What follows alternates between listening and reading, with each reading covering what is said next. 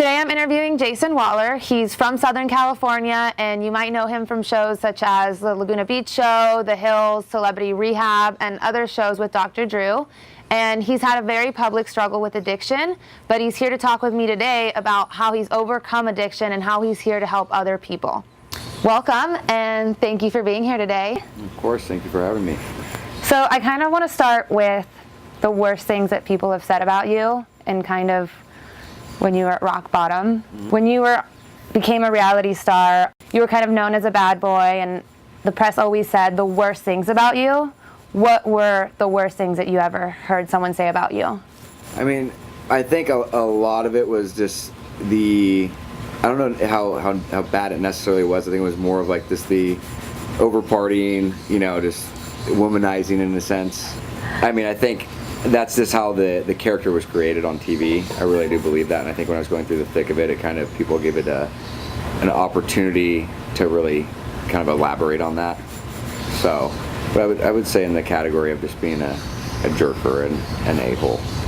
Looking at that from the outside, it's so difficult to sympathize because it's like, hey, this person has everything. They're partying, they're driving around in a nice car. I don't feel bad for this person. What do you have to say about addiction and depression and mental illness and the whole situation? It's a disease, period. I mean, people need to understand that you can, and that's something I had that access to. My point of is you don't have to be a guy that's got a brown bag and you're under the bridge. It doesn't matter if you have $1 million in the bank and you're living life. You know what I mean? There's still the element of addiction. Success almost makes it worse because you can justify for your disease. Oh, I have this, I have that, so I don't really have that big of an issue. And in reality, that's not the case. Yeah. When did you know that you hit rock bottom? I mean, there were so many different elements to my rock bottom, but I mean, there's an example I can give. Where I really saw things were an issue, but I mean, I was still so blinded by it. I mean, today looking back, I reflect on, I was the guy that would have 100 people over at his house, and I'd be in the bathroom by myself, drinking straight from a bottle of vodka, snorting cocaine, and walk out with a beer and pretend everything was okay. And in reality, on the outside, people thought my life was perfect. He had the fame, the money, the access, the cars, the girls, but in reality, I didn't even want to be around. I was trying to escape reality on a daily basis. It became a way of survival for me. So what were the factors that led to your addiction? Well, for me, I personally believe, addiction is a disease. I was born with it. I think the entertainment business and stuff, it was not a cause of my addiction. It wasn't any part of that. It just added fuel to the fire. I'm a firm believer, Drew kind of touched on that very closely. It would have been an ongoing thing, as I got older. If I were to go to college and do a totally different route, I would have, I just don't think it would have surfaced as fast as it did, just because of all the accessibility. At 18, most of my friends are looking for fake IDs, and I'm being paid to party and travel the world. Yeah. And entitlement, ego, I'm a firm believer. I had an overinflated ego with an underestimated sense of self-worth, and it just kept feeding my disease and my addiction of denial. What are you most ashamed of from your life or from that time? I don't want to sound, narcissistic or egotistical or anything. I mean, but I'm a firm believer everything happens for a reason, and I really wouldn't take anything back because it shaped me into the person that I am today. There's obviously things I wish I wouldn't have done, but to go back and really look at it, I mean, I'm pretty happy with where I've become today, and it's given me a platform to really speak on that. There's a lot of things I would take back if I could, but in reality, it's put me to where I'm at. So, I mean, right. I wouldn't really take anything back. So I'm sure there's a lot of good things about you that no one talks about. What are they? Well, I think in the last, there's been a major transformation in the last 4 years. So, I mean, it's amazing to see the notoriety I have for the positive I've been doing lately. There's very rarely negative things. There is no negative things that come out anymore. It's the blessing of working in a solid program for me and being sober. But in today's light, I mean, there's a lot of, I help a lot of people on a daily basis, and I give back. There's nothing more self-gratifying. So, who has been your biggest positive influence throughout this process? I mean, through God, For sure, I had definitely a spiritual awakening. But I mean, my family was a big role in the support of that, and definitely Dr. Drew, Bob Forrest, a good friend of mine, Paul Alexander, and a gentleman by the name of Mike Netherton were the key supporters in getting me through this. It's nearly impossible to do this alone. So how's your life different now? How do you manage that? So you said you had all this accessibility, and I'm sure you still have it. How do you manage your lifestyle in order to not be able to fall back into those old habits? Well, it's a good question. The thing that I've focused on is I've learned how to do everything wrong. So I look at it, and I've had an amazing life experience. Dr. Drew told me the best thing that I think I've ever learned. He goes, some people have old souls. He goes, you've lived one.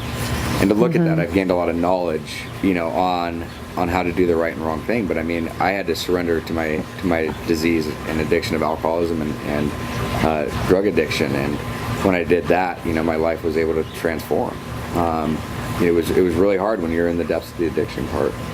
So do you think you are a different person today than you were back then? Do you have a different view towards your life? I have a totally different view. I mean, it's not Jason's world anymore. It's for me, it's to get out and help others. I am not self-centered and self-seeking. I really focus on being there for other people, especially I work in the field of addiction and recovery and stuff. Not for money, not for any of that. It's because I suffered from it. My disease almost took me to not contemplating but attempting suicide. And now I remember, like I was saying, with that whole what society depicts as amazing, I had all that stuff, and I was still the person that didn't want to be around. What do you think you learned about yourself throughout your recovery process? I learned a lot. I learned that I had a lot of growing up to do. I was like a little kid still. Well, I mean, you were young. You were what, in your 18, 20s? Yeah, and I mean, as you're starting to develop into your adulthood, especially when you're starting to consume and drink like I did emotionally, and I just stopped developing at like 15, 16 years old, basically, because that's when I really started to dive into things. So I had a lot of growing up to do. I was a young kid that basically went through so many different life experiences that probably weren't most kids aren't supposed to experience, and so I had a lot of soul searching to do, and I had a lot of learning to do. You think I interviewed Donald Morgan a while ago, and he said that the biggest change in his life has been his attitude. He used to wake up every day thinking today's going to be a crappy day, like today's going to suck, and today did suck. And then he said, but now I wake up every day thinking today's going to be a good day, and today is a good day. So he really attributes his attitude to his success and happiness. Would you agree with that? 100%. I wake up every morning. I do a gratitude list. There's so much to be grateful for. I mean, we can get in our heads and point out negative things, but I mean, if you focus on negative, you're going to get negative, and if you focus on positive, you're going to get positive. So I mean, I start my day off by morning meditation. I do my daily little reading.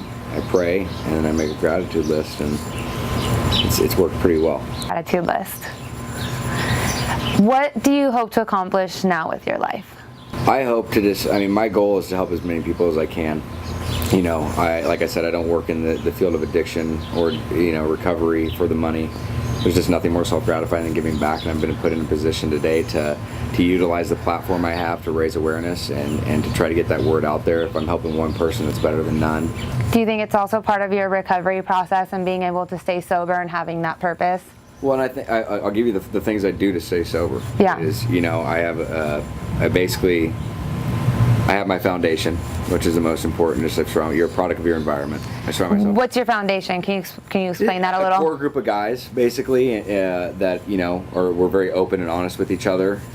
We keep each other accountable. We have basically every week we have an accountability group where we actually can sit down and go over the things that we're trying to focus on our lives to better. And we're there to call each other out, because we see sometimes it's not that we're even trying to make up excuses or lie about what we're doing. Sometimes we're forgetful, and it's like, hey, for example, a guy he wanted to work on his diet, and we have it's a 3 thing. It's excellent, good, or poor. and he said he was doing good that week, and he had went to the fair, and he had a lot of junk food, and we called him out. So, I mean, it's simple stuff like that where it's like he wasn't trying to lie about it, but it's just like to keep us honest. And so I mean, the foundation, just having that core group of guys. You know, I go to meetings. I work the steps of recovery, and you know, I'm of service. Off track. So it's a job in itself every day. It's Every a day continuous process. It is. You have to hold myself. I have to hold myself accountable. Yeah. You have those guys around you and Yeah. the core group to make sure you know to really do that. And that's something that, and it's worked for me. I'm not saying it's going to work for everybody. That's something it's worked for me, and that was what the advice I was given. I took it. The best advice I was ever given was to surrender and be willing to take guidance and stop making it Jason's way. Who gave you that advice? Dr. Drew. So as soon as I did that, because look at every time I tried to put my will in front of things, I always ended up in the same situation I was in, or even worse. Yeah. So clearly I wasn't in a spot where I could make decisions for myself, and I had to really understand that. And it's hard when you're dampering somebody's ego. It's not easy to deal with. I can imagine. Yeah. So, but the best thing I've ever done is to get that humbling experience and to really be able to surrender, take guidance. Yeah. And today I've never been happier. Thank you for taking the time to talk with me today. Thank you for having me. I really appreciate it. It was a pleasure. Congratulations for everything you've done. I'm so happy that you're trying to help other people, and I really hope you can stay on this right track. Thank you very much.